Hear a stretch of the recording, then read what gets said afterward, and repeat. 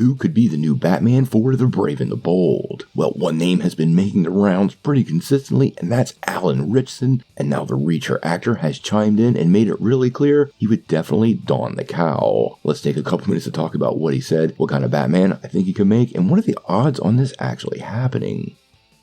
Now, before we do that though, make sure you hit that like and subscribe button and ring that bell for all the updates. We do daily Marvel and DC videos, and we want to be your place for all the superhero news, but we're going to bring it to you truthfully and transparently, so you are really in the know.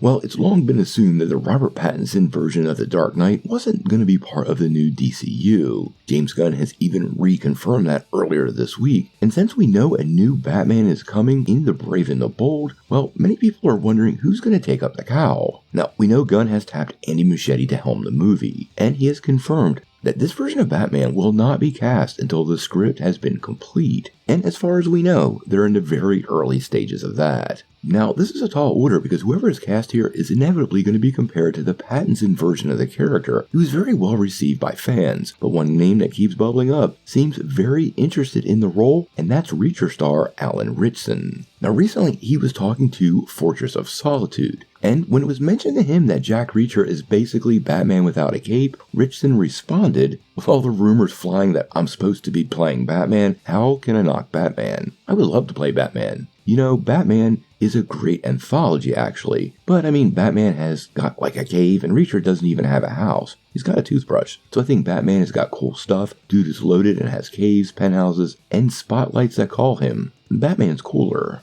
Now, if you know Ritchson, you know he's absolutely no stranger to the DC universe and has already played multiple characters. Back in the Smallville era, he took up the role of Arthur Curry, aka Aquaman, but most recently, he suited up in Titans as Hawk. But even while on Titans, you know, quite honestly, many people mentioned how great of a Batman he possibly could make. Now, I have to say, physically, he absolutely would be an awesome Batman, and strikingly different than the Pattinson version. Now, honestly, so strikingly different, I think that might be part of the problem because Ritchson is absolutely a huge man, standing at about 6'5" and easily being 250, 275 pounds. If you see him recently in Reacher, you know how jacked he's gotten, and I could totally see him suited up as Batman, but I worry he might simply be too big of a guy standing next to some of the other actors who are also supposed to be physically imposing. Now, there are plenty of other big names in the running, including John Krasinski and Jensen Ackles, but I'd have to say, with the success of Reacher and his career kind of on the upturn recently, I think he could be a really great pick for the character. He's also old enough to have established himself in Gotham City and also have the extended Bat family, meaning this is a Batman who's well into his career and he seems about the right age for that. He also knows how to play no nonsense. He does this well in Reacher, and even that matter-of-fact nature that he has in that show would translate well to a Batman,